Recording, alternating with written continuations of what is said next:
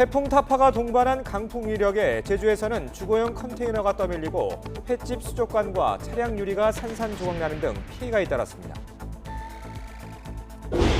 태풍 타파에 길목에 놓여 있던 부산에선 아파트 유리창이 깨지고 공사장 가림막이 쓰러진 것을 비롯해서 1,600여 가구의 정전으로 주민들이 큰 불편을 겪는 등 피해가 잇따랐습니다. 태풍 타파가 세력이 약해진 채 빠르게 북동진하면서 내륙과 울릉도, 독도, 동해 먼바다에 내려졌던 태풍특보는 모두 해제됐습니다. 경북 동해안에는 강풍주의보가, 대부분 해상엔 풍랑특보가 발효 중입니다. 홍준표 전 자유한국당 대표는 나경원 원내대표의 원정 출산 논란에 대해서 서울에서 태어났다고 말만 하는 것보다 이중국적 여부만 밝히면 된다며 조국 자녀에 대한 수사가 진행되는 만큼 형평상 그냥 넘어갈 수 없게 됐다고 지적했습니다. 이에 대해 민경욱 의원은 내부 총질이라고 반박했는데 당사자인 나 원내대표는 특별히 언급할 필요성이 없다고 말했습니다. 유엔 총회 참석을 위해 출국한 문재인 대통령이 미국 뉴욕에 도착해 3박 5일 일정을 시작했습니다. 가장 주목되는 일정은 내일 열리는 9번째 한미 정상회담으로 북미 비핵화 협상 지원과 한미 동맹 강화 방안이 집중 논의될 것으로 보입니다. 문재인 대통령의 유엔 총회 참석을 앞두고 북한이 우리 측을 향해서 한반도 정세 악화에 책임이 있다고 몰아붙였습니다. 우리 정부를 압박하고 곧 재개될 북미 실무 협상에서 대화의 주도권을 쥐려는 포석으로 풀이됩니다.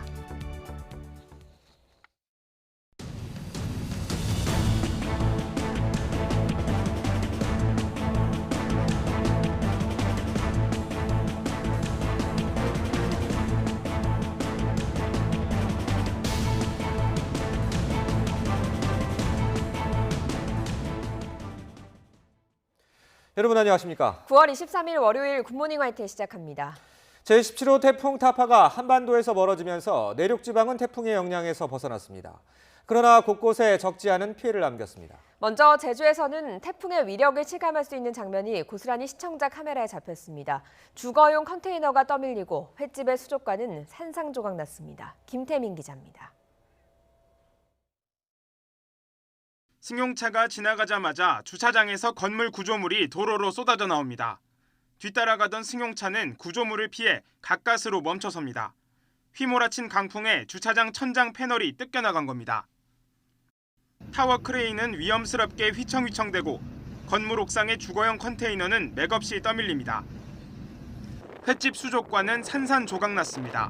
강풍에 날아든 물체에 수족관이 깨지면서 수족관에 있던 횟감들은 20여 미터 도로까지 날아가 여기저기 흩어져 있습니다. 도로에 주차된 차량 뒷유리도 날아든 물체에 안이 훤히 들여다보일 정도로 파손됐습니다. 모델하우스 한쪽 외벽도 통째로 뜯겨 금방이라도 떨어질 듯 바람에 이리저리 휘날립니다. 강풍에 날아갈 위기에 처한 지붕을 붙들고 소방대원들이 사투를 벌이고 파도는 강한 바람을 타고 방파제를 넘기도 합니다. 날아가고 뜯어지고 떠밀리고 제주는 상상을 초월하는 강풍에 곳곳이 큰 상처를 입었습니다. YTN 김태민입니다. 한라산에는 700mm에 이르는 폭우가 쏟아졌습니다. 순간 최대 풍속이 30m가 넘는 강풍까지 동반해서 하늘길과 뱃길이 끊기고 정전과 침수 등 피해가 속출했습니다. 김선희 기자의 보도입니다. 태풍 타파가 제주에 근접한 오후 3시쯤 순간 최대 풍속 25에서 35m의 강한 바람이 제주 전역을 뒤흔듭니다. 곳곳에서 나무가 뿌리째 뽑혀 인도를 덮쳤고 신호등이 꺾여 소방대원들이 긴급 안전조치를 했습니다. 강한 바람에 태양광 패널이 무너지고 가로등이 쓰러지는 등 시설물 피해도 잇따랐습니다. 하루 동안 접수된 피해 신고만 100여 건이 넘습니다. 지금 태풍이 제일 근접함에 따라서 지금 신호등이라든지 가로수 등이 많이 쓰러져가지고 신고가 많이 들어오는 실정입니다. 강풍으로 전선이 끊어져 제주시 한경면과 서귀포시 색달동 등 3,300여 가구가 정전으로 큰 불편을 겪었습니다. 폭우 피해도 잇따랐습니다. 한라산 어리목에 700mm에 이르는 기록적인 폭우가 쏟아지고 해안가에도 150에서 500mm의 비가 내려 주택과 도로 등 곳곳에서 침수 피해가 났습니다. 폭우에 정박 중인 레저보트 2척이 전복됐지만 다행히 인명피해는 발생하지 않았습니다. 태풍 피해가 있나 없나 지금 확인차 이제 들렀습니다. 상황은 뭐 별다른 피해는 없고 이제 괜찮은 것 같습니다. 한때 하늘길도 막혔습니다. 태풍이 지나는 동안 항공기 이착륙이 전면 중단되면서 이용객들은 발길을 돌려야 했습니다. 결항한 항공기만 출도착 480여 편에 이릅니다. 또 여객선 운항도 이틀째 전면 통제됐습니다. 기상청은 태풍이 지나가도 강풍이 불 수 있다며 각별한 주의를 당부했습니다. YTN 김선혜입니다. 태풍의 길목에 놓였던 부산에서도 피해가 잇따랐습니다. 아파트 유리창이 강풍에 깨지는가 하면 정전으로 주민들이 큰 불편을 겪기도 했습니다. 김장하 기자입니다. 부산 해운대 아파트 유리창이 강풍에 깨져 3분의 1가량이 날아갔습니다. 남아있는 유리도 아슬아슬 맥없이 흔들립니다. 유리창 깨지는 소리를 듣고 밖에 베란다 유리창을 쳐다보니까 저 반대편 20층 아파트에 샤시 유리창이 깨져가지고 날리고 있었습니다. 아주 위험한 상황이었고 공사장 주변으로 쳐놓은 철제 가림막은 엿가락처럼 휘었습니다. 강풍을 이기지 못한 가림막이 도로 쪽으로 넘어간 겁니다. 다행히 다친 사람은 없었지만 큰 사고로 이어질 뻔한 아찔한 상황이었습니다. 또 다른 공사 현장도 가림막이 군데군데 뜯기고 통째로 휘어져 나무에 걸쳐져 있습니다. 신고를 받고 출동한 경찰이 안전 조치를 취하고 있지만 불안해 보입니다. 강풍에 서점 유리창도 산산조각이 났습니다. 거센 바람에 4층에 있던 서점 유리창이 깨지면서 바닥에 떨어진 겁니다. 경찰과 소방당국은 추가 피해를 우려해 남은 유리창을 제거했습니다. 가로수가 쓰러지면서 신호 대기 중이던 차량 2대를 덮쳤습니다. 다행히 다친 사람은 없었습니다. 소방관들이 동력 장비를 이용해 가로수를 절단 후 차량을 안전하게 이동시켰습니다. 곳곳에서 정전도 잇따랐습니다. 부산 남구 대연동 등 4개 지역에서 정전이 발생해 1,600여 가구에 한때 전력 공급이 끊겼습니다. 동시다발적으로 정전이 발생해 복구 작업에 어려움을 겪었습니다. YTN 김장하입니다. 태풍 타파가 핥히고 간 긴박했던 순간들이 차량 블랙박스에 고스란히 찍혔습니다. YTN으로 많은 제보가 들어왔습니다. 화면으로 함께 보시죠. 자, 이 빗길을 달리던 트럭이 강풍에 휘청이든가 싶더니 한 바퀴로만 달리다가 옆으로 넘어집니다. 맞은편에서 오던 차가 황급히 멈춰서 다행히 충돌로 이어지진 않았습니다. 이곳은 주유소입니다. 맞은편에 보이는 주유소의 외벽이 힘없이 쓰러집니다. 콘크리트로 만들어졌지만 강풍에 맥없이 넘어가고 만 건데요. 근처에 사람이 없어서 다행히 인명피해는 없었습니다. 네, 차량이 달리고 있는 모습입니다. 달리는 차량 앞으로요. 자세히 보시면 가로수가 쓰러집니다. 어찌나 바람이 강했는지 가로수가 부러져 버린 건데요. 미처 나무를 피하지 못한 차는요. 보시는 것처럼 보닛과 사이드미러가 파손됐습니다. 고속도로 요금소에 들어서는 순간 낯선 구조물이 앞을 가로막고 있죠. 강풍에 중앙분리대가 밀려온 건데요. 운전자는 황급히 옆 차선을 옮겼지만 하마터면 사고로 이어질 뻔한 아찔한 순간이었습니다. 17호 태풍 타파의 세력이 약화하면서 내륙과 해상의 태풍특보는 모두 해제됐습니다. 오늘 내륙은 하늘이 차차 맑아지겠고 동해안에만 아침까지 비가 조금 내리겠습니다. 자세한 날씨 알아보죠. 박현실 캐스터. 네, 야외 스튜디오에 나와 있습니다. 네, 태풍특보가 모두 해제됐다고요. 네, 태풍 타파는 세력이 약화한 채 빠르게 이동하고 있습니다. 이에 따라 오전 6시 울릉도와 독도, 동해상에 남아있던 태풍특보가 모두 해제됐는데요. 낮 동안 서울 등 내륙 지역은 하늘이 차차 맑아지겠고요. 오늘 낮 기온은 25도로 선선하겠습니다. 하지만 태풍이 남긴 비구름의 영향으로 동해안 지역에만 아침까지 비가 조금 더 내리겠습니다. 현재 17호 태풍 타파는 소형급의 세력으로 시속 51km의 빠른 속도로 이동하고 있습니다. 동해 먼바다에서 북동진하고 있는데요. 태풍특보는 해제됐지만 동해와 남해 동부 먼바다에는 풍랑경보가, 그 밖 해상에는 풍랑주의보가 발효 중이고요. 경북 동해안에는 강풍주의보가 발효 중입니다. 오늘까지 동해안과 전해상에는 바람이 강하게 불겠습니다. 4일간 태풍 영향으로 비바람이 몰아쳤습니다. 제주 산간 어리목에는 783mm, 울산 매곡동에는 345mm의 많은 비가 내렸고요. 전남 여수에는 초속 42.2m, 제주 지귀도에는 40.6m의 강풍이 기록됐습니다. 동해안은 오늘 아침까지 5에서 20mm, 울릉도와 독도에도 10에서 40mm의 비가 온 뒤 점차 그치겠습니다. 오늘 낮 동안 대체로 선선하겠습니다. 대전과 부산이 23도, 광주 24도로 평년 기온을 1, 2도가량 밑돌겠습니다. 오늘 동해안과 또 경남 남해안 지역은 높은 물결이 해안가나 방파제를 넘을 수 있습니다. 해안가 안전사고와 저지대 침수 피해가 없도록 대비를 철저히 해주시기 바랍니다. 지금까지 상암동 야외 스튜디오에서 YTN 박현실입니다.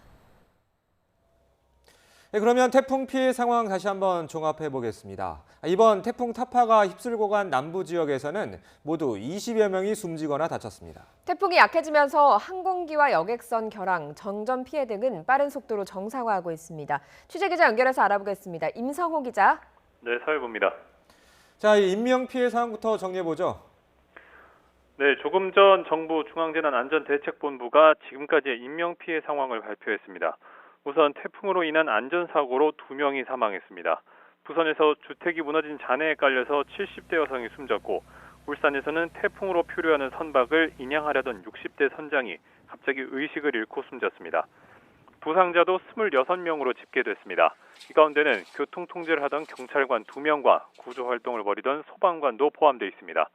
경남 사천에서는 주택 지붕 파손 등으로 이재민 6명도 발생했습니다. 침수 피해도 잇따랐습니다.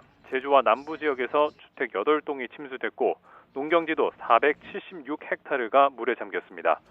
정전 피해도 컸었는데 제주와 부산, 울산, 경남 등 전국 9개 권역에서 모두 2만 7천여 가구의 전기 공급이 끊기기도 했습니다. 지금은 대부분 복구가 된 상황이긴 하지만 일부 지역은 오늘 오후가 돼야만 전기 공급이 재개될 것으로 보입니다. 네, 항공기와 여객선 결항도 잇따랐죠. 지금 상황은 어떻습니까? 네, 앞서 어젯밤 11시를 기준으로 전국 11개 공항에서 항공편 256편이 결항했었는데 지금은 모든 항공편이 정상화했습니다. 여객선 운항 통제 상황도 훨씬 나아졌습니다. 어젯밤 94개 항로에서 130여 척의 발이 묶였었는데 지금은 28개 항로, 43척의 운항만 통제되고 있습니다. 나머지 항로도 곧 차례로 정상화될 것으로 보입니다. 하지만 한라산과 지리산, 한려수도 등 20개 국립공원과 500여 개 탐방로는 안전상의 이유로 여전히 폐쇄 중입니다. 추가 피해 상황이 집계된 대로 다시 한번 전해드리겠습니다. 지금까지 사회부에서 YTN 임성호입니다. 다음 소식입니다. 조국 법무부 장관의 부인 정경심 교수가 이번 주 검찰에 소환될 것으로 보입니다. 검찰은 정 교수가 사모펀드 운영사인 코링크 설립과 투자처 운영에 깊게 관여한 것으로 보고 관련 물증 확보에 속도를 내고 있습니다. 검찰이 공개 소환을 검토하고 있는 것으로 알려진 가운데 정 교수는 SNS를 통해 사실과 추측이 뒤섞여 의혹이 사실인 것처럼 보도가 이어지고 있다고 밝히는 등 각종 의혹을 정면으로 부인했습니다. 이번 주 국회에선 대정부 질문과 함께 이른바 조국 대전 2차전이 시작될 전망입니다. 조국 파면을 외치는 야당과 이를 방어하려는 여당이 팽팽하게 맞설 것으로 보입니다. 김영수 기자의 보도입니다. 오는 26일 대정부 질문과 함께 20대 국회 마지막 정기국회에 막이 오릅니다. 정치 분야를 시작으로 27일 외교 통일 안보, 30일과 다음 달 1일은 경제와 교육, 사회, 문화 분야가 다뤄집니다. 전국을 뒤흔들고 있는 조국 법무부 장관은 국회의원 전체가 모이는 대정부 질문 자리에서 국회 데뷔전을 치르는 겁니다. 의원님들께서도 중요 법안이 이번 정기국회에서 입법화될 수 있도록 적극적인 관심과 지원을 부탁드립니다. 하지만 야당 지도부가 조 장관 예방을 거부하거나 면전에서 사퇴 요구까지 한 만큼 국회 본회의장에서 열리는 제2의 인사청문회가 될 가능성이 큽니다. 사퇴의 어떤 명단을 내리시는 게 가장 어떤 순리에 맞는 그런 해결책이 아닌가 이렇게 생각도 했습니다. 민주당은 조국 장관이 직접 해명할 시간을 최대한 주겠다는 전략입니다.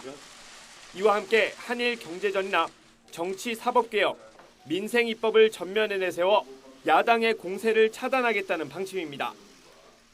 제2의 조국 청문회 이런 거는 우리는 아니다 이렇게 생각하죠. 이게 뭐 청문회는 다 지나간 거고 검찰이 수사도 하고 있고. 조국 파면이 민생이라고 반박하는 야당은 국정조사와 특검을 주장하며 벼르고 있습니다. 특히 한국당은 조국 장관과 관련된 의혹을 문재인 대통령까지 확대하는 것과 함께 정부의 경제정책에 맞서 민부론을 발표하며 민심 공략에도 나섰습니다.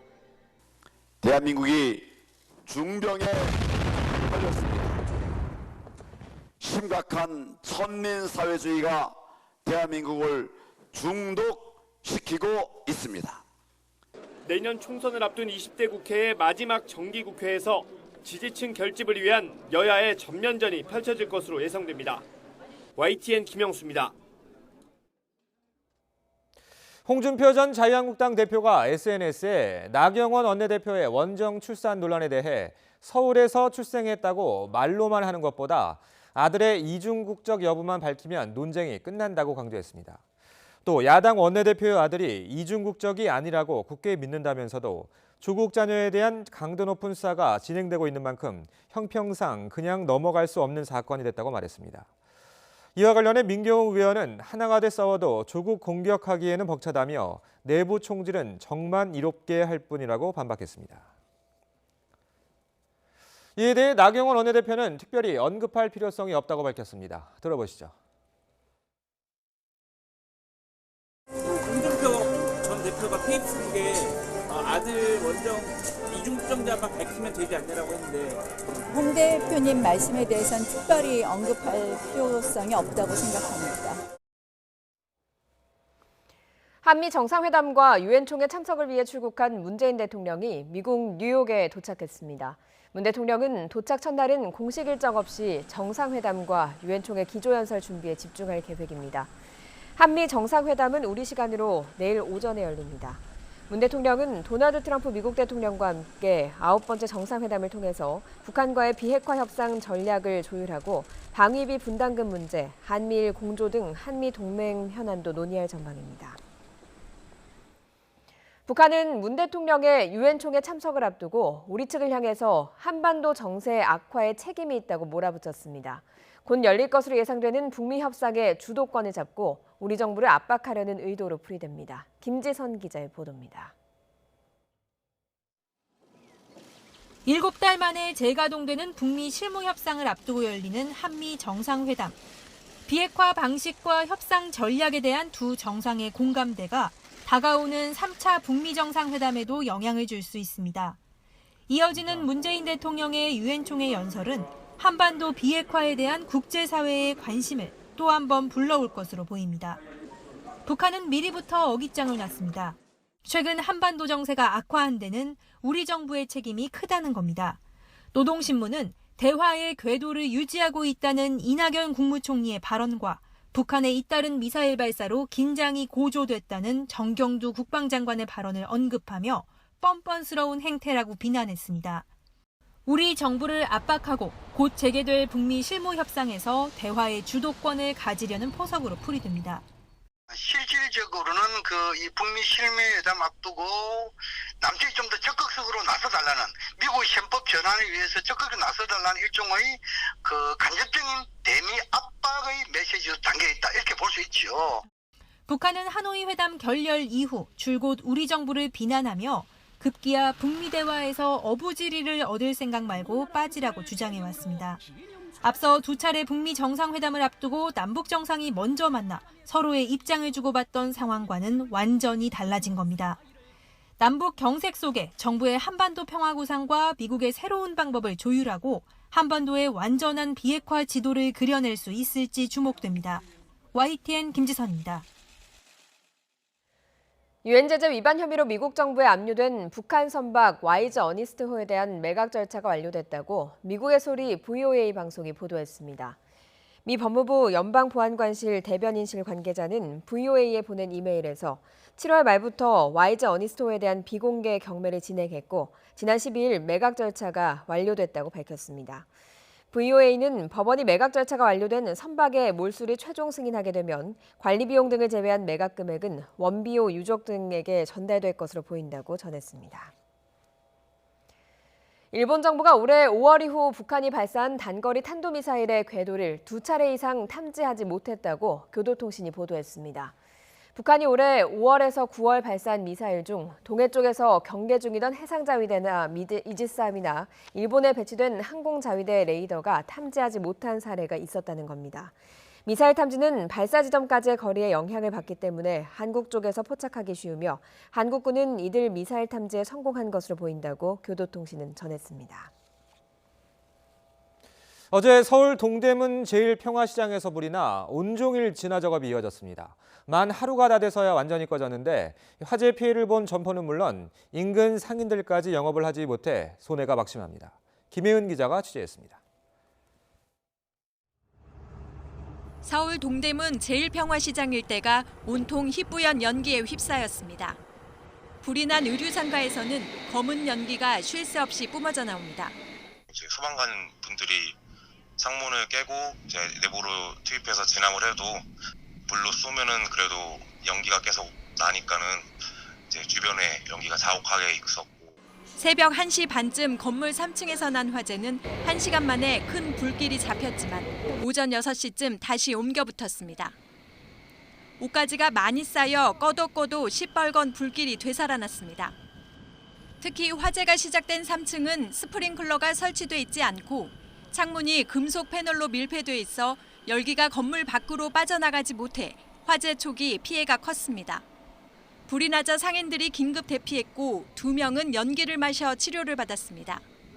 온종일 매캐한 연기 때문에 인근 상인들도 휴일 장사에 손을 놓아야 했습니다.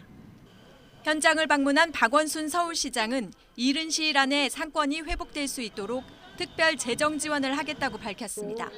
YTN 김혜은입니다. 연세대 총학생회와 위안부 피해자 지원단체가 일본군 위안부 할머니들을 매춘녀로 비하한 류석춘 연세대 교수를 강력 규탄했습니다. 연세대 총학은 SNS에 올린 긴급 공지에서 가능한 모든 대응을 준비하고 있다며 해당 수업을 들은 학생들의 제보를 받는다고 밝혔습니다. 정의기억연대는 성명에서 류 교수가 일본군 성노예제의 진실을 악의적으로 왜곡하고 피해자들에게 상처를 줬다며 연세대는 즉각 류 교수를 해임해야 한다고 촉구했습니다. 조현아 전 대한항공 부사장과 이혼과 양육자 지정 소송을 진행하고 있는 남편 박모 씨가 최근 법원에 재판부 교체를 요구했습니다. 서울가정법원은 지난 18일 박 씨 측 대리인이 제출한 재판부 기피 신청서를 접수했다고 밝혔습니다. 박 씨 측은 재판부가 조 전 부사장에 대한 아동학대 관련 형사고소를 취하하면 자녀를 볼 수 있게 해준다고 한 것은 일방적이고 편향됐다고 주장했습니다. 원정 도박과 환치기 의혹을 받는 양현석 전 YG 엔터테인먼트 대표와 그룹 빅뱅 전 멤버 승리가 이번 주 경찰에 다시 소환됩니다.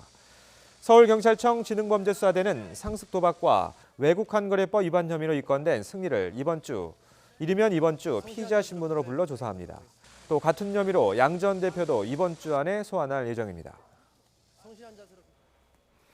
트럼프 미국 대통령이 선거와 관련한 외교 스캔들에 또다시 휩싸였습니다. 유력한 대선 경쟁자인 조 바이든 전 부통령에 대한 뒷조사를 우크라이나에 요구했다는 의혹인데요. 대선 구도를 흔들 뇌관이 될 조짐을 보이고 있습니다. 김상우 기자입니다. 최근 난데없이 미 언론에 가장 많이 오르는 인물은 코미디언 출신으로 지난 5월에 당선된 젤렌스키 우크라이나 대통령입니다. 이유는 트럼프 대통령과의 지난 7월 통화 때문. 트럼프 대통령이 민주당의 유력 대선 주자인 조 바이든 전 부통령과 아들에 대한 수사 촉구를 8차례나 압박했다는 미 정부의 내부자 폭로가 최근 터져나왔습니다. I don't know the identity of the whistleblower. I just hear it's a partisan person, meaning it comes out from another party. 통화 당시 트럼프 대통령이 우크라이나에 대한 군사 원조와 정상회담을 보류하고 있었던 만큼 이를 조사 압박카드로 활용했을 것이라는 의혹 등을 미 언론은 속보로 보도하고 있습니다. 특히 대선 경쟁자의 뒷조사 의혹은 외교를 개인 선거에 이용한 2016년 러시아의 미 대선 개입 의혹과 유사한 면이 있다며 러시아 스캔들에 이은 우크라이나 스캔들이라고 전하고 있습니다. I know Trump deserves to be investigated. He is violating every basic norm of a president. 민주당은 통화록을 의회에 내라고 압박하고 있고 트럼프 행정부는 의회 보고 의무사항이 아니라며 맞서면서 공방이 거세지고 있습니다. 트럼프의 조사 요청은 일부 언론 보도와 관련된 것으로 2016년 바이든의 아들이 임원으로 일하던 현지 가스회사가 조사를 받자 우크라이나 검찰총장 해임을 요구했다는 의혹입니다. 당시 검찰총장은 결국 해임됐습니다. 조 바이든 전 부통령은 권력 남용이라며 트럼프 대통령에 대한 조사를 촉구했지만 한편으로는 의혹이 사실일 경우 바이든이 직격탄을 맞을 수 있다는 전망입니다. 선거 승리를 위해서라면 수단과 방법을 가리지 않는다는 평가를 받아온 트럼프 대통령은 유엔 총회 기간인 오는 25일 젤렌스키 우크라이나 대통령과 정상회담을 갖습니다. YTN 김상호입니다. 로하니 이란 대통령이 중동의 긴장 해소를 위한 평화 구상을 유엔에 제안하겠다고 밝혔습니다. 트럼프 미국 대통령은 유엔 총회를 계기로 이란 측과 만날 의향이 없다고 말하면서도 회동 가능성은 열어놨습니다. 김태현 기자의 보도입니다. 사우디 석유 시설에 대한 공격 이후 중동의 긴장이 한껏 고조된 가운데 배후로 의심받는 이란이 목소리를 냈습니다. 하산 로하니 이란 대통령은 이란 이라크 전쟁 기념일을 맞아 열린 군 열병식에서 이른바 호르무즈 평화 구상을 내놓았습니다. 페르시아만과 오만해, 호르무즈 해협에서 이란과 다른 중동 국가들이 협력해 안보를 보장하는 평화 구상이라며 이번 유엔 총회에서 제안할 것이라고 밝혔습니다. 이란은 미국과 동맹국들을 비난하며 이란에 대한 공격을 좌시하지 않을 것이라고 경고했습니다.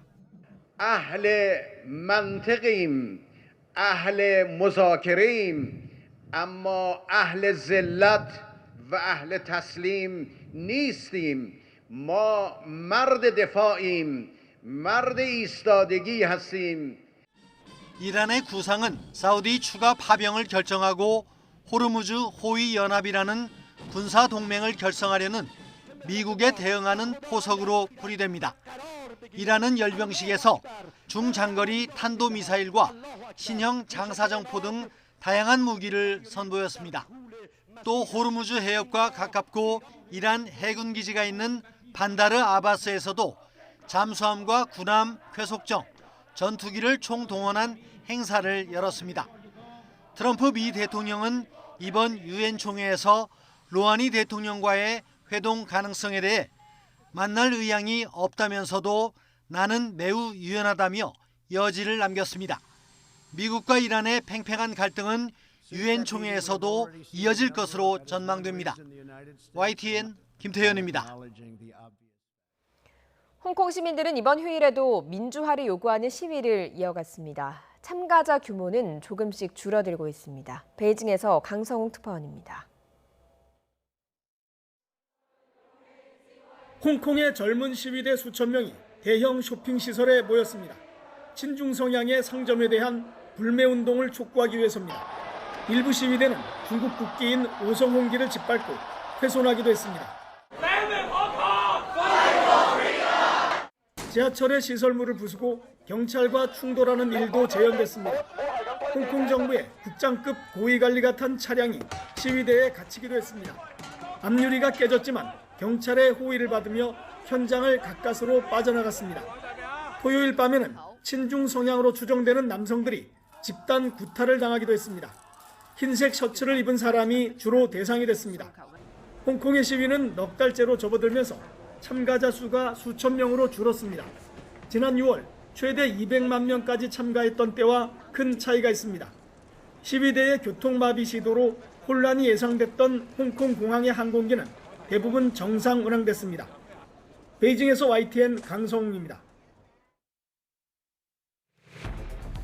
태풍 타파가 세력이 약해진 채 빠르게 북동진하면서 내륙과 울릉도, 독도, 동해 먼바다에 내려졌던 태풍특보는 모두 해제됐습니다. 경북 동해안에는 강풍주의보가, 대부분 해상엔 풍랑특보가 발효 중입니다. 여론조사 결과 조국 법무부 장관 임명과 수사 관련 여파 등으로 문재인 대통령 국정수행에 대한 부정평가가 5주째 긍정평가를 웃돌았습니다. 긍정평가는 한때 일간 최저치를 기록했다가 지지층이 결집하면서 추락 하락을 막았습니다. 유엔 총회 참석을 위해 출국한 문재인 대통령이 미국 뉴욕에 도착해 3박 5일 일정을 시작했습니다. 가장 주목되는 일정은 내일 열리는 9번째 한미 정상회담으로 북미 비핵화 협상 지원과 한미 동맹 강화 방안이 집중 논의될 것으로 보입니다. 변동 준고정금리 주택담보대출을 1%대 장기 고정금리로 바꿔주는 서민형 안심전환 대출 신청액이 공급 총액인 20조 원을 넘어섰습니다. 접수는 예정대로 오는 29일까지 받는데 신청자 가운데 집값이 낮은 순서로 배정됩니다. 17호 태풍 타파가 동해상으로 진출하면서 우리나라는 태풍의 영향에서 벗어났습니다. 자세한 태풍 상황 기상센터 연결해서 알아보겠습니다. 박희연 캐스터. 네, 기상센터입니다. 자, 현재 태풍은 어디까지 진출했습니까? 네, 태풍 타파는 독도를 지나서 동해 먼 해상으로 멀어졌습니다. 현재 시속 50km의 속도로 북동진하고 있습니다. 태풍은 어제 대마도 냉수대를 지나면서 세력도 크게 약화했는데요. 현재 소형 태풍인 타파는 비구름도 많이 흐트러진 모습입니다. 이에 따라 태풍특보도 모두 해제됐습니다. 하지만 경북 해안 지역은 강풍주의보가, 대부분 해상엔 풍랑특보가 내려져 있는데 오늘까지 바람은 강하게 불겠습니다. 내륙 지역은 차차 맑은 날씨를 오늘 회복할 것으로 보입니다. 아침까지 동해안 지역에만 5에서 20mm의 비가 조금 오겠습니다. 태풍 타파, 비태풍이 될 거라는 기존 전망처럼 기록적인 비를 쏟아부었습니다. 지금까지 제주 산간 어리목엔 783mm의 물폭탄이 내렸고요. 포항과 거제 등 남동 해안 지역에도 300mm 이상의 많은 비가 내렸습니다. 바람도 강했습니다. 어제 전남 여수와 제주 섬 지역에 초속 40m가 넘는 강풍이 불었고요. 울산에도 초속 30m가 넘는 돌풍이 불면서 피해가 잇따랐습니다. 올해만 벌써 6개의 태풍이 영향을 줬는데요. 다가오는 10월에도 태풍이 북상할 가능성을 배제할 수 없습니다. 태풍이 발생할 수 있는 해역의 해수 온도가 높은 데다가 북태평양 고기압의 가장자리를 따라서 이렇게 태풍의 길목도 열려 있기 때문입니다. 2016년 차바, 2018년 콩레이는 모두 10월 태풍이었습니다. 앞으로도 태풍에 대한 지속적인 대비가 필요하겠습니다. 기상센터였습니다. 태풍 타파는 빠져나갔지만 울산 등 남부 지역 주민들은 긴장 속에 밤잠을 설쳤습니다. 3년 전 태풍 차바 때와 같은 큰 피해는 없었지만 인명피해와 도로 침수 등 적지 않은 피해를 남겼습니다. 취재기자 연결합니다. 김인철 기자. 네, 울산 삼산로에 나와 있습니다. 자, 이 밤사이 피해 상황 전해주시죠. 네, 하늘은 잔뜩 찌푸려 있지만 내리던 비는 모두 그쳤습니다. 강하게 불던 바람도 이젠 불지 않습니다. 이렇게 지난 밤 사이 태풍은 강하게 몰아치고 지나갔지만 적잖은 피해를 남겼습니다. 사실 울산은 3년 전, 그러니까 2016년 10월에 발생한 태풍 차바에 큰 피해를 경험했기 때문에 그 어느 지역보다 긴장했었습니다. 당시 이동 경로와 비슷하고 또 폭우가 예상됐기 때문입니다. 이번 태풍으로 울산에서는 인명피해가 났습니다. 좌초하던 선박을 인양하려던 60대 선장이 갑자기 쓰러져 숨졌고 건물 외벽이 무너지는 도로에서 교통 통제를 하던 경찰관 한 명이 다쳤습니다. 300mm가 넘는 폭우에 긴장했던 태화강은 다행히 범람하지 않았고 우려됐던 저지대 전통시장에 침수 피해는 없었습니다. 한꺼번에 쏟아대는 비로 도로 침수가 많았고 일부 터널에서는 토사가 유출돼 차량이 통제되기도 했습니다. 강한 바람을 견디지 못한 건물 외벽과 간판이 부서지거나 떨어져 날아다니며 시민들을 위협했습니다. 이번 태풍의 순간 최대 풍속은 36.5km였고 이틀 동안 가장 많이 비가 내린 곳은 북구 매곡동으로 335mm였습니다. 이렇게 시민들은 태풍의 이동을 주시하며 긴장 속에 주말을 보냈습니다. 지금까지 울산에서 YTN 김인철입니다. 태풍 타파는 비태풍이랄 것이라는 관측이 무색하게 강풍도 몰고 왔습니다. 교회 벽돌과 체육관의 유리창이 무너질 정도였습니다. 이문석 기자가 취재했습니다. 차 앞에서 폭탄이 터진 듯 붉은 벽돌 잔해가 덮쳤습니다. 태풍 타파가 몰고 온 강한 비바람에 전남 목포의 한 교회 벽면이 무너져 내렸습니다. 부근을 지나던 50대 여성이 4층 높이에서 떨어진 벽돌에 맞아 머리를 심하게 다쳤고 주차된 차 여러 대가 파손됐습니다. 체육관 옆쪽 윗부분이 뻥 뚫렸습니다. 깨진 유리 조각들이 바닥에 어지럽게 널려 있고 운동복을 입은 사람들이 위험해 보이는 잔해를 넘어 체육관을 빠져나갑니다. 강풍에 전남 곡성의 한 체육관 유리가 산산조각나 안에서 배드민턴을 치던 동호인 4명이 상처를 입었습니다. 울산 북구에 있는 아파트 담벼락은 도미노가 쓰러진 것처럼 넘어졌습니다. 채 쓰러지지 않은 담이 전신주에 걸쳐 위태롭게 서 있습니다. 울산 남구에서도 아파트 울타리 수십 미터가 도로를 덮쳤습니다. 서울 화곡동과 경남 진해 등 곳곳에서 건물 외벽이 너덜너덜 떨어져 나가는 등 비태풍인 줄만 알았던 타파는 매서운 강풍까지 몰고 왔습니다. YTN 이문석입니다. 곳곳에서 사고가 잇따르자 시청자들의 제보도 이어졌습니다. 화면 함께 보시죠. 건물 앞에 출입 통제선이 쳐져 있고 유리 파편이 바닥에 흩어져 있습니다. 거센 바람에 4층에 있던 가로 50cm, 세로 2m 크기의 서점 유리창이 깨지면서 바닥에 떨어진 겁니다. 다행히 다친 사람은 없었지만 경찰과 소방당국은 추가 피해를 우려해서 남은 유리창을 제거했습니다.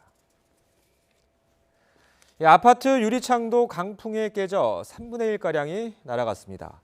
남아있는 유리도 아슬아슬 맥없이 흔들릴 정도로 거센 바람의 위력을 볼 수 있습니다. 공사장 주변으로 쳐놓은 철제 가림막이 엿가락처럼 휘었습니다. 공사 현장이 훤히 들여다보일 정도인데요. 강풍을 이기지 못한 가림막이 도로 쪽으로 넘어간 겁니다. 다행히 다친 사람은 없었지만 지나다니는 사람이 있었다면 큰 사고로 이어질 뻔했습니다. 또 다른 공사 현장입니다. 공사 현장 가림막이 군데군데 뜯기고 통째로 휘어져 나무에 걸쳐져 있습니다. 신고를 받고 출동한 경찰이 안전조치를 취하고 있습니다. 강풍에 이어 비까지 내려 교통사고도 잇따랐습니다. 경부고속도로 서울 방면으로 달리던 승용차 한 대가 빗길에 미끄러져 뒤집혔지만 다행히 운전자를 포함해 크게 다친 사람은 없었습니다. 태풍으로 커다란 가로수도 통째로 뽑히거나 부러졌는데요. 수확을 앞둔 과일도 떨어져서 농민들의 속이 타들어갔습니다. 김다연 기자가 보도합니다. 거센 바람을 이기지 못한 사과가 우수수 떨어져 나뒹굴고 있습니다. 그나마 매달려 있는 사과도 위태롭게 바람에 흔들립니다. 갑작스러운 낙과 피해에 농민은 그저 한숨만 나옵니다. 돌풍이 한번 불면 나무가 싹 다 넘어가요, 지금. 피해 면적은 지금 산정 자체가 불가능하고요. 커다란 나무도 강풍 앞에선 속수무책입니다. 뿌리를 드러낸 나무가 인도에 널브러졌습니다. 강한 바람에 거목이 도로를 덮쳐 차량 통행을 막는가 하면 부러진 나무가 지하철 계단까지 날아왔습니다. 쉴 새 없이 흔들리는 나뭇잎이 강풍의 위력을 실감케 합니다. 거센 바람에 끊어진 통신선이 변압기에 닿아 폭발했습니다. 이 때문에 일부 가구가 정전으로 불편을 겪었습니다. 가게 유리창이 엿가락처럼 휘더니 순식간에 와장창 깨져버립니다. 사람이 있었다면 인명피해로 이어질 뻔한 아찔한 상황이었습니다. YTN 김다연입니다. 경북 김천 낙동강 유역 등 일부 하천에서는 홍수주의보가 발령되기도 했습니다. 다행히 큰 피해는 없었지만 비가 더 내릴 것으로 예보돼 있어서 저지대 지역 주민들은 방심하면 안 되겠습니다. 김세호 기자입니다. 탁한 흙탕물이 하천 주변까지 흘러 넘실거립니다. 하천을 따라 이어지는 산책로는 통제됐고 주변 도로 역시 차량 통행이 금지됐습니다. 대구와 경북 13개 시군에 태풍 경보가 내려진 가운데 경북 김천 대덕면에는 하루에만 120mm 넘는 폭우가 쏟아졌습니다. 새벽부터 내린 강한 비로 평소 말라있던 김천교 유역의 강물이 급격히 불어났습니다. 이 영향으로 한때 김천교 수위가 1.5m에 육박하면서 홍수주의보가 발령되기도 했습니다. 다행히 큰 피해는 없었지만 이어지는 비 소식에 주민들은 마음이 편치 않습니다. 아직은 괜찮은데 이제 밤 봐야지요. 이제 걱정이 됩니다. 마찬가지로 많은 비가 내린 경남 함안에서는 다리가 강물에 잠겨 끊어지면서 주민들이 불편을 겪기도 했습니다. 소방당국과 지자체는 지역별로 비가 더 내릴 것으로 예보된 만큼 저지대와 상습 침수 지역 주민들은 끝까지 주의를 기울여 달라고 당부했습니다. YTN 김세호입니다. 아프리카 돼지열병이 발생할까 근심이 큰 양동 농가도 태풍으로 걱정이 늘었습니다. 태풍이 몰고 온 비바람으로 소독 효과가 낮아질 수 있다는 우려가 나온 건데요. 정부는 처음부터 다시 소독하려는 준비를 하고 있습니다. 이승훈 기자입니다. 농식품부 상황실엔 여전히 비상등이 켜져 있습니다. 태풍 타파가 몰고 올 농가 피해에 대한 걱정에다 무엇보다 지금 진행하는 양돈 농가 방역 차질에 대한 우려 때문입니다. 축산 농가의 지붕과 울타리, 매몰지에 뿌려놓은 생석회가 많이 씻겨나갈 겁니다. 정부가 처음부터 다시 소독을 준비하는 이유입니다. 비가 많이 오면 소독약과 생석회 등이 모두 씻겨나갑니다. 원점에서 다시 축산 내외부와 진입로에 대해서 대대적인 소독을 실시해야 합니다. 발병이 확인된 파주와 연천을 중심으로 접촉 농가 등의 돼지에 대한 살처분은 신속하게 진행했습니다. 그동안의 역학조사에서 특이점이 발견되진 않았지만 잠복기가 최대 19일이라 앞으로 3주 동안은 마음을 놓을 수가 없습니다. 그나마 나아진 걸 찾는다면 이동 제한 조치가 풀려 출렁이던 돼지고기 가격이 안정세로 돌아섰다는 정도입니다. 아프리카 돼지열병 충격이 여전한 가운데 이어 불어온 태풍 타파로 축산농가의 걱정은 여전합니다. YTN 이승훈입니다.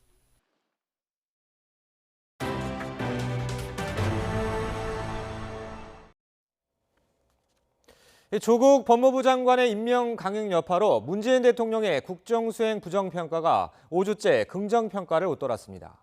긍정평가는 지난주 일간 최저치를 기록하기도 했지만 지지층이 결집하면서 추가 하락을 막았습니다. 김주영 기자가 보도합니다. 문재인 대통령에 대한 부정평가는 지난 4주간과 마찬가지로 이번 주에도 긍정평가보다 높았습니다. YTN이 여론조사 기관 리얼미터에 의뢰한 9월 3주차 집계 결과 문 대통령의 지지율은 지난주보다 2.0%포인트 하락한 45.2%로 나타났습니다. 반대로 부정평가는 2.0%포인트 올라 52%로 집계됐습니다. 일간으로 보면 지난주 월요일인 16일 긍정평가는 42.3%, 부정평가는 54.8%로 집계돼 일간 최저치와 최고치를 각각 경신했습니다. 지난주에 이어 조국 법무부 장관 가족에 대한 검찰 수사 내용이 연이어 언론에 등장했기 때문으로 보입니다. 하지만 주 중후반 지지층이 다시 결집하면서 일간 주간 지지율이 하락하는 것을 막았습니다.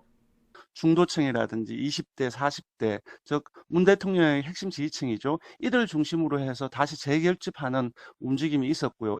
더불어민주당 지지율은 38.1%로 1.4%포인트 하락했고 자유한국당은 2.4%포인트 올라 32.5%로 나타났습니다.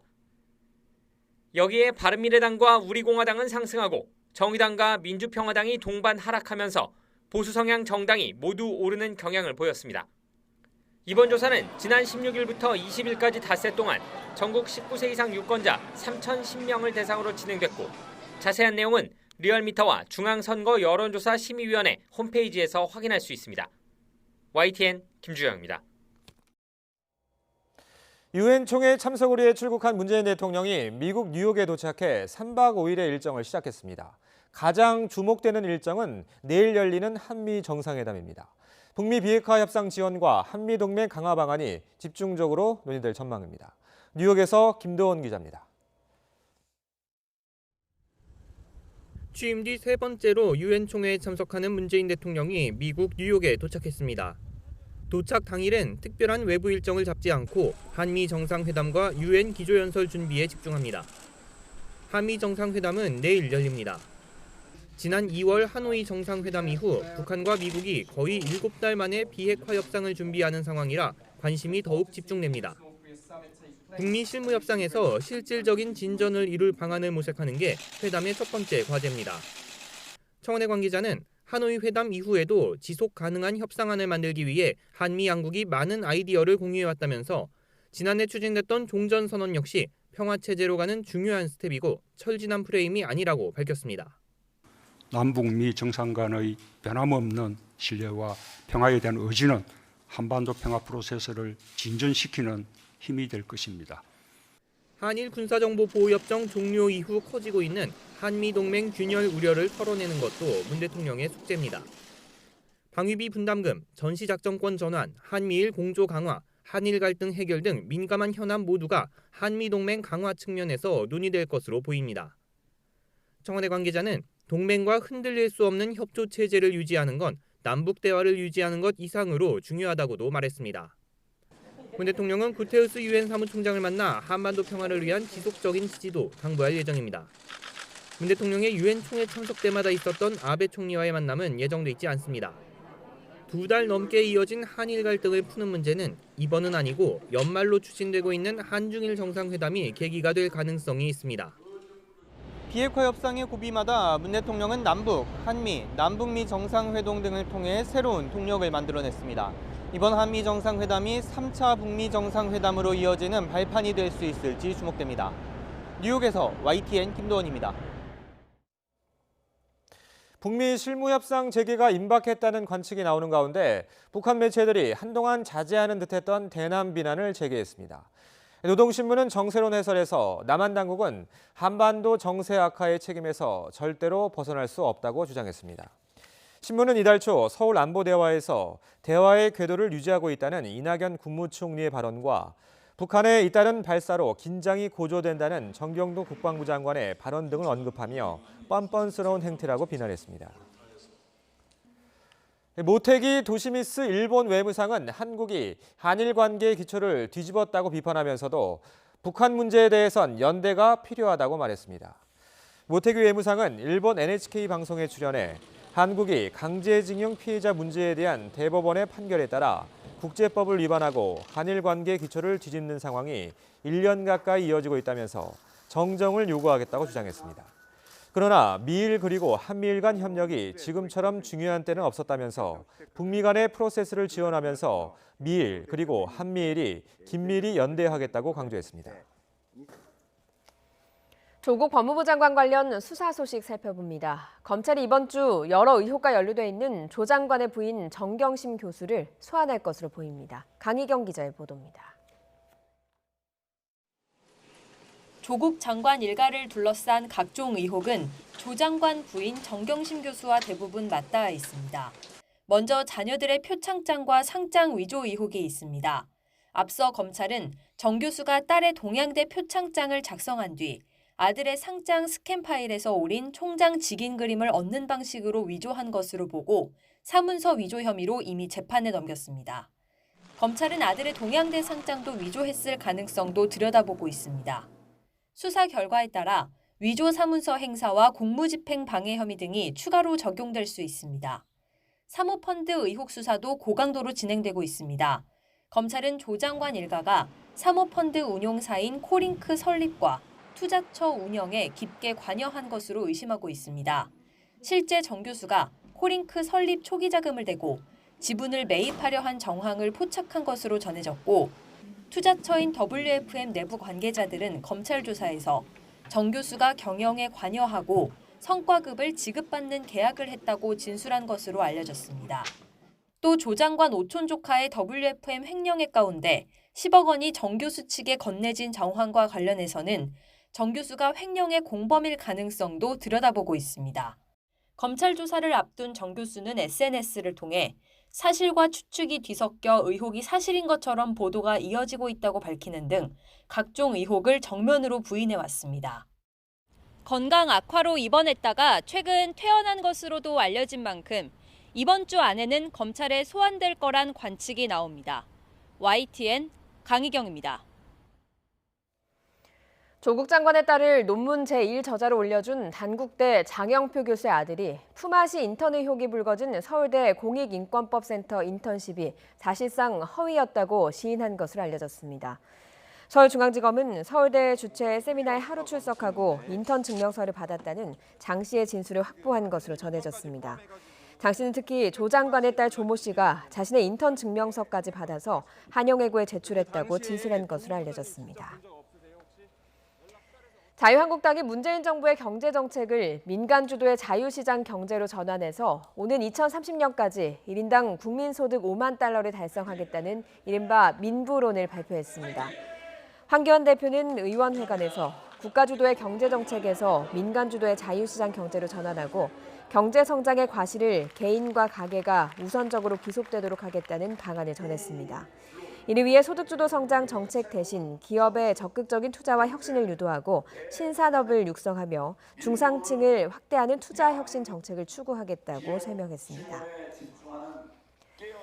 더불어민주당은 한국당이 발표한 경제정책 민부론을 두고 이명박과 박근혜 정부의 정책을 재탕한 수준이라며 혹평했습니다.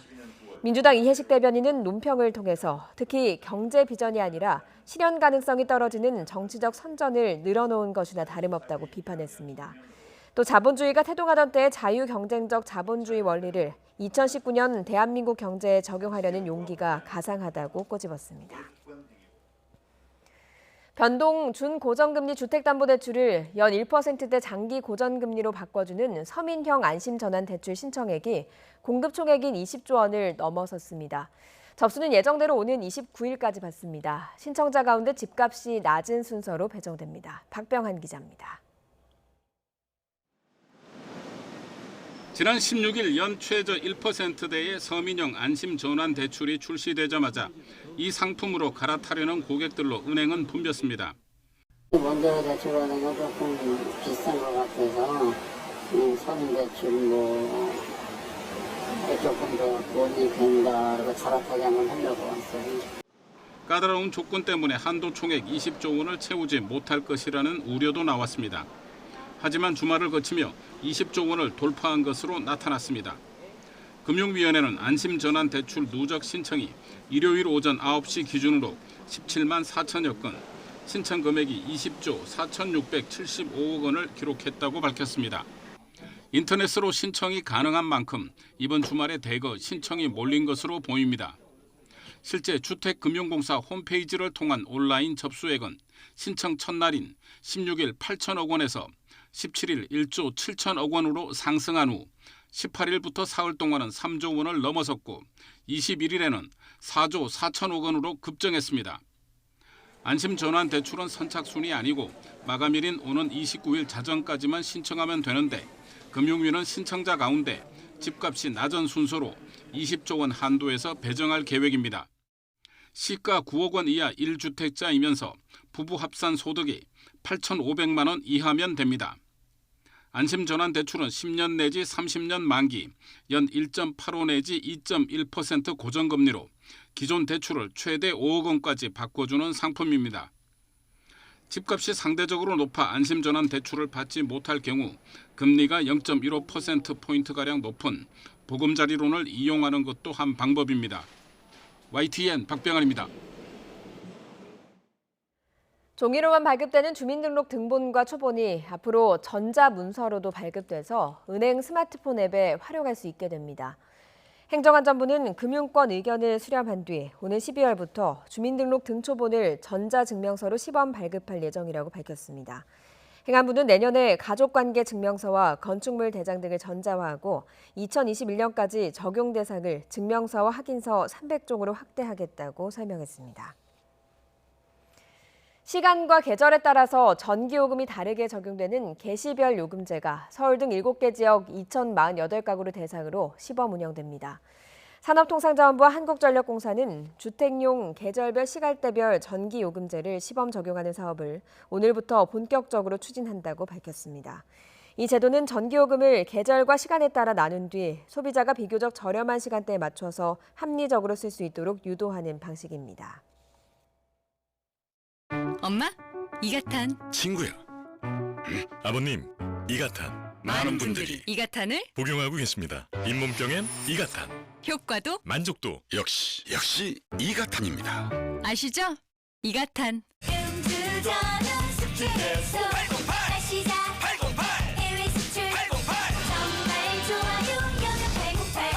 신제품 여명천사. 여명천사? 정말 좋아요. 지금 당신은 아주 특별한 목장을 보고 계십니다. 승객들에게 드리는 정성을 토종달걀에게도 드리고 비행기에 쏟는 관심을 파프리카와 물, 방울토마토에게도 쏟죠. 왜요? 이렇게 해야 낮은 기압과 소음에서도 풍미와 식감이 살아있는 기내식 재료가 될 수 있으니까요. 기내식에 대한 특별함을 지켜가는 대한항공이 되겠습니다. Excellence in flight. Korean Air.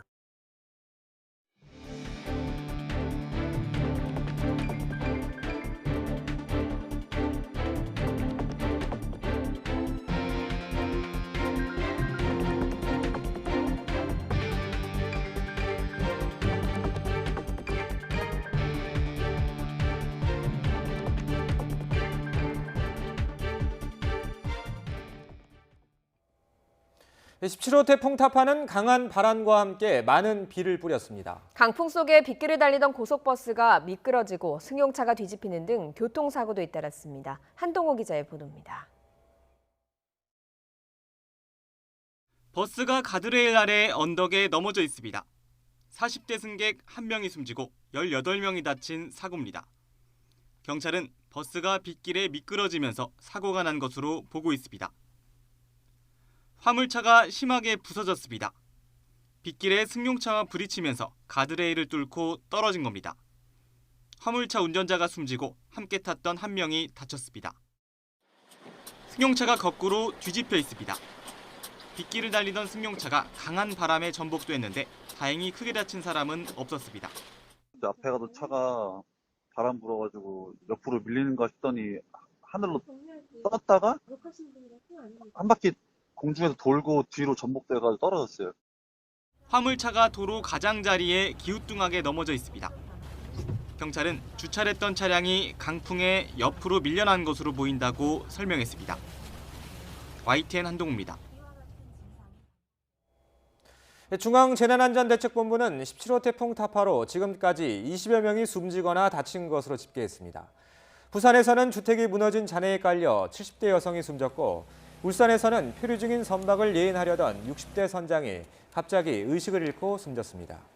또 교통 통제를 하던 경찰관과 구조 활동을 벌이던 소방관을 포함해 26명이 다쳐 치료를 받았습니다.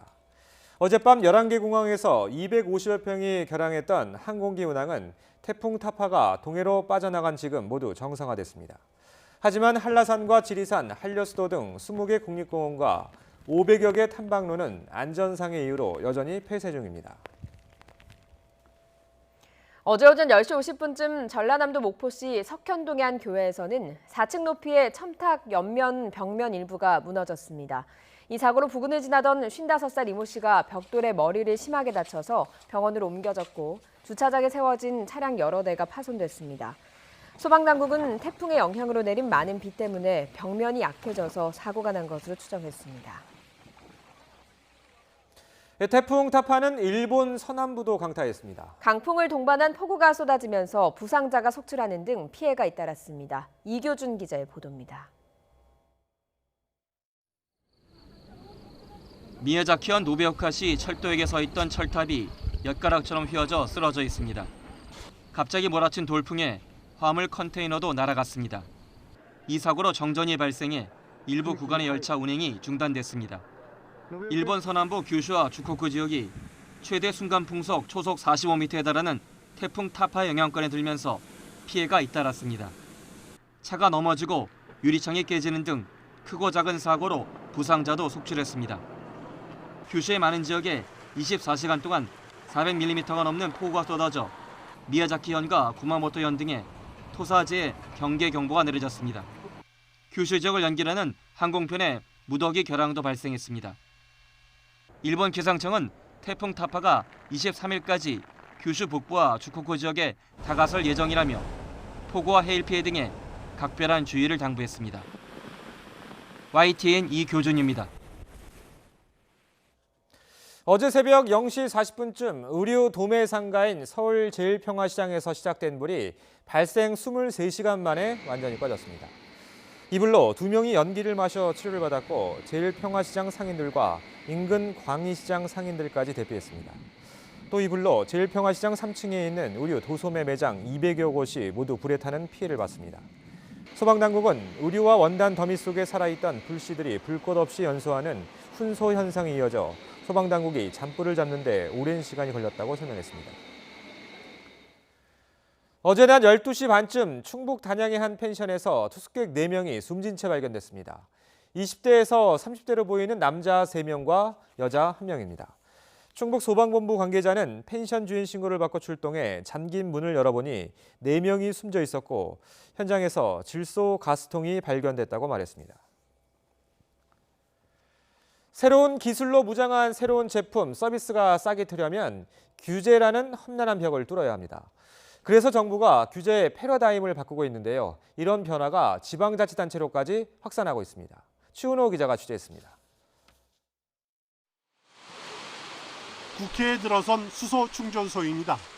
신산업인 수소차 충전소 설치와 관련한 규정이 모호하더라도 먼저 허용하고 사후에 규제하는 포괄적 네거티브 규제 방식이 적용됐습니다. 규제 샌드박스 1호 안건으로 규제 혁신의 상징입니다.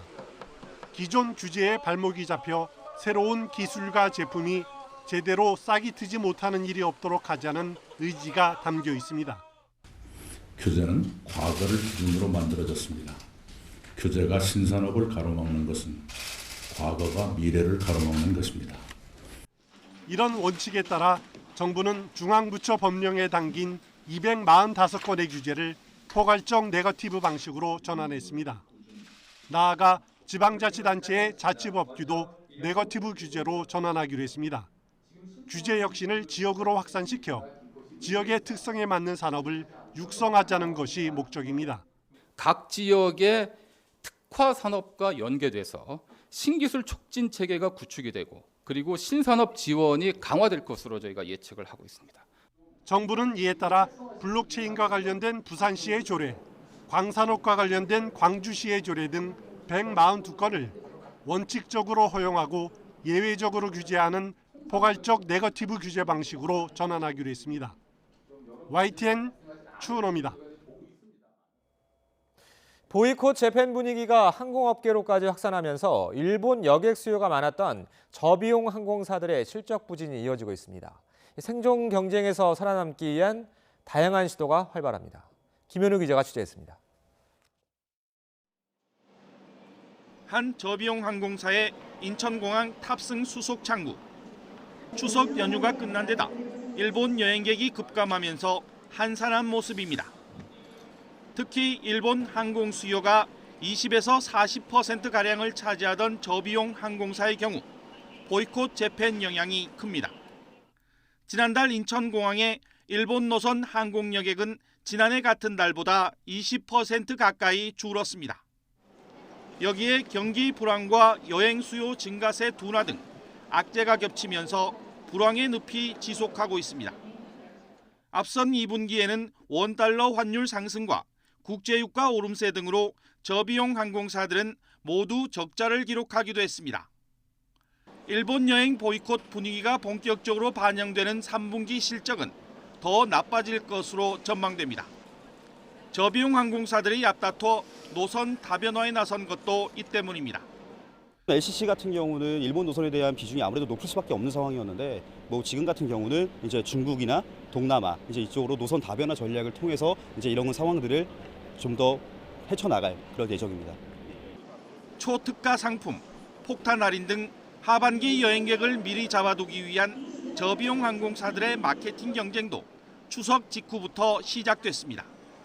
일본 노선 대신에 김포, 제주 국내선에 처음으로 취항을 하게 되고요. 이외에도 중국이나 동남아 노선에 신규 취항하면서 관련한 프로모션을 적극적으로 전개할 예정입니다. 올해 초 저비용 항공사로 선정된 신규 사업자 3곳도 비행 채비를 서두르면서 하늘길을 잡기 위한 항공사들의 생존 경쟁은 더욱 치열해질 전망입니다. YTN 김현우입니다. 전통적인 가루와 액상 세제에 이어서 캡슐과 시트 타입까지 요즘 세탁 세제 종류도 다양합니다.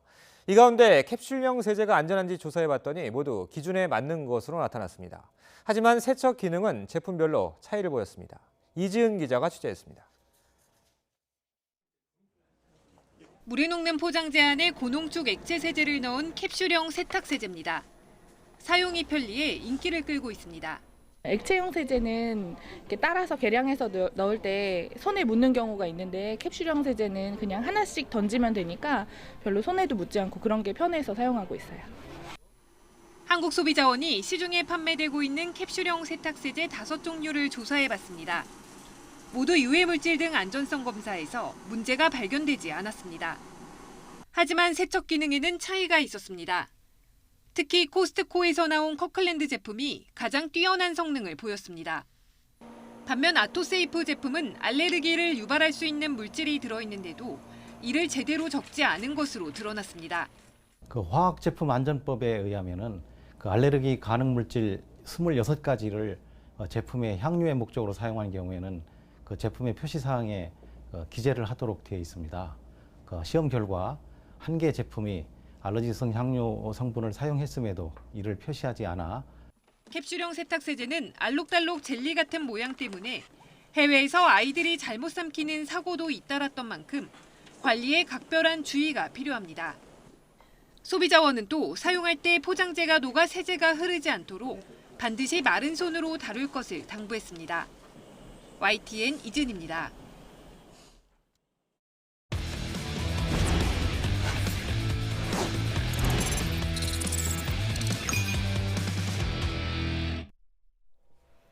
국내 여자 프로골프 투어 올포유 레노마 챔피언십에서 신인 임희정이 김지연을 누르고 우승을 차지했습니다. 국내 골프 소식 김상익 기자가 종합했습니다. 임희정의 짧은 우승 버디 퍼팅이 홀컵에 떨어집니다. 무서운 신인 임희정이 소속사 선배 김지연을 2차 연장 끝에 따돌리고 우승컵을 안았습니다. 지난달 하이온 리조트 오픈 우승 한 달 만에 거둔 생애 2번째 우승이자 시즌 2승째입니다. 공동 선두를 달리던 둘의 팽팽한 승부는 2홀을 남기고 요동쳤습니다. 임희정이 먼저 17번 홀에서 20m 가까이 되는 먼 버디 퍼팅을 성공하면서 한타를 앞서갑니다. 하지만 선배 김지연은 마지막 18번 홀에서 극적인 반격에 나섰습니다. 만만치 않은 거리에 마지막 버디 퍼팅을 성공하면서 끝난 것으로 보였던 승부를 연장으로 끌고 갔습니다. 하지만 임희정은 2차 연장전에서 세컨샷을 홀코 바로 옆에 붙이면서 긴 빗속 혈투에 마침표를 찍었습니다. PGA 무대에서 뛰고 있는 강성호는 신안 동해 오픈 마지막 날 경기를 아쉽게 4위로 마감했습니다. 한타를 줄이는 데 그쳐 합계 10언더파, 우승은 15언더파를 친 남아공의 크루거에게 돌아갔습니다. 6타를 죽인 재미교포 김찬은 선두에 2타 모자란 13언더파 2위로 대회를 마쳤습니다. 강한 빗줄기 속에 진행된 레전드 매치 스킨스 게임에서 호주교포 이민지가 우승했습니다. 이민지는 폭우로 10번 홀까지만 치러진 경기에서 주탄 우강과 넥시 톰슨, 박성현을 모두 제치고 가장 많은 상금을 확보했고 대회 상금 1억 원은 전액 강원도 산불 피해 돕기 성금으로 기탁됐습니다. YTN 김사익입니다.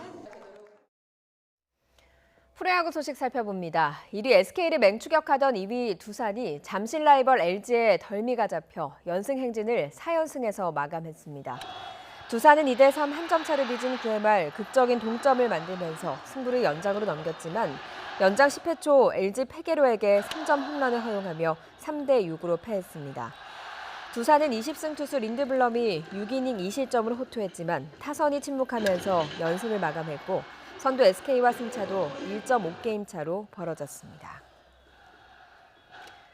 프로축구 인천이 경기 종료 직전에 골이 터지면서 귀중한 승점 1점을 따냈습니다. 인천은 대구FC와 홈경기에서 후반 32분 에드가에게 페널티킥을 허용하며 끌려갔지만 경기 종료 직전인 후반 44분 명준재의 동점골에 힘입어 1대1 무승부를 기록했습니다. 인천은 지난 FC 서울전 1대3 완패 충격에서 벗어났지만 최근 5경기 연속 무승이 이어지면서 최하위에 머물렀습니다. 잔니 인판티노 국제축구연맹 피파 회장이 이란 당국이 여성의 축구 경기장 입장을 허용하기로 약속했다고 밝혔습니다. 인판티노 회장은 이탈리아 밀라노에서 열린 여성 축구 관련 회의에서 이란 당국이 여성을 축구장에 입장할 수 있도록 하겠다고 확약했다면서 다음 달 월드컵 지역 예선전부터 이 방침이 적용될 것이라고 말했습니다. 1979년 이란 이슬람 혁명 이후 이란은 남녀를 구분하는 엄격한 이슬람 율법과 관습에 따라서 여성이 축구 경기장에 입장할 수 없으며 공식 기록으로는 1981년 마지막으로 여성이 축구장에 들어갔습니다. 네, 월요일인 오늘 우리나라는 태풍의 영향에서 벗어났습니다. 태풍 타파는 독도를 지나서 동해 먼 해상으로 진출했습니다. 현재 시속 50km가 넘는 빠른 속도로 북동진하고 있는데요. 현재 소형 태풍인 타파는 비구름도 많이 흐트러진 모습입니다. 이에 따라 태풍특보도 모두 해제됐습니다. 하지만 경북 해안 지역은 아직 강풍주의보가, 대부분 해상에는 풍랑특보가 내려져 있습니다. 오늘까지 바람은 다소 강하게 불겠습니다. 절기 초분인 오늘 내륙 지역은 점차 맑은 날씨를 회복할 것으로 보입니다. 다만 아침까지 동해안 지역은 5에서 20mm의 비가 오는 곳이 있겠습니다. 낮엔 어제보다 기온이 2도에서 8도가량 크게 오르겠습니다. 오늘 서울 낮 기온은 25도까지 오르겠고 청주와 안동, 대구는 23도, 광주는 24도 선이 예상됩니다. 내일부터 당분간 맑은 날씨 속에 일교차큰 가을 날씨가 이어지겠습니다. 아침엔 쌀쌀하고 낮엔 다소 덥겠는데요. 금요일과 토요일엔 남부 지역에 한 차례 비가 내릴 것으로 보입니다. 날씨 정보였습니다. 굿모닝 YTN 2부 잠시 후 8시에 이어집니다.